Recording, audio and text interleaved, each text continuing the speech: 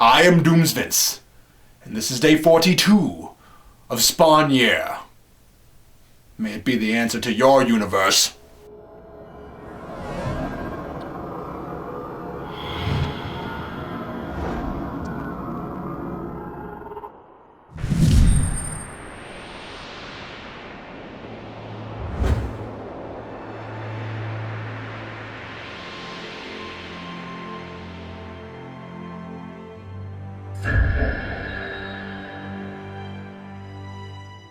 Blood Feud is deceptive because it reads like it should just be the next story arc of the main Spawn title. It's directly tied to the last arc.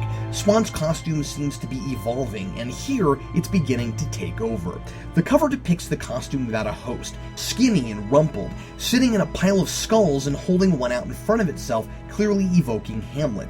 To be or not to be. This is one of the more striking images I've seen so far. Finally, we're exploring this unique, individual, sentient creature from hell that is bonded to Al, but is a wholly separate creature with its own feelings and desires and passions, twisted as they may be. We learn a lot about this creature as it speaks inside of Spawn's nightmares, and as Al has difficulty holding on to his identity while the incredible bloodlust of his costume overpowers him. The costume is a female entity. I find that interesting, given that Spawns are hunted by female angels. I wonder if all of these symbiotic costumes are of the same gender. Her name is K7 Aletha, and she is the daughter of the 7th House of K, whatever that means. She seems to romanticize violence. She revels in blood. It's comfortable and soothing, like a bubble bath.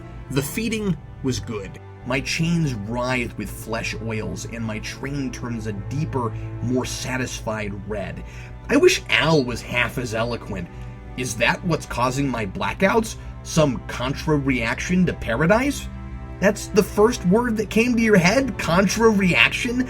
Al, we need to work on your word choice. So anyway, we see a lot of blood and severed limbs and all that good stuff I'm nearly entirely numb to by now after 42 days of reading Spawn, 16 of those writing in my own blood. All of this violence seems to be viewed from the first person, and by the end, when Spawn is standing over a corpse and dripping with blood, it looks like his costume itself is responsible for these horrors and has been busy running off and doing a fair Violator impression during Al's blackouts. Though Letha's visual poetry telegraphs this development pretty clearly, it's a gripping issue that puts Spawn in an impossible place. A supernatural investigator comes to town to hunt Spawn down, starting with calling him a vampire and spearheading a public awareness campaign to warn the public about how dangerous he is. The posters call Spawn extra normal. Wouldn't that make him more normal than usual? I'm not sure, it's not in my thesaurus.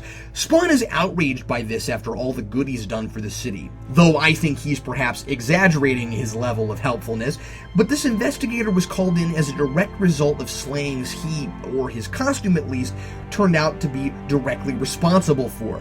He's finally facing the inescapable consequences of what he is, regardless of what he has tried to be. He is a monster from hell. These are just the sort of ideas I want to see explored with Spawn, and the bowling pins are set up expertly here. Hopefully, they'll be knocked down as masterfully. Of course, with the word blood in the title, this is Alan Moore's work, and compared to this, his Violator mini reads like it was written while drunk and watching Willy Wonka and the Chocolate Factory in a carnival funhouse. He's back to real, thought-provoking storytelling here, with, yes, more flying body parts, because I guess that's just the sort of book this is. While it's odd that this isn't part of the main title, I'm relieved to see, once again, a proven writer crafting such an important chapter in this rocky saga. I had one or two other things to say, but my arm is suddenly shaking, and I have no idea why. I'm not cold or particularly nervous, but I can't seem to hold my pen still. It's almost as if my jacket is pushing against my arm. That's ridiculous. And why is Doomsvince suddenly looking at me like that? Okay, it's just as the good book says. Don't panic.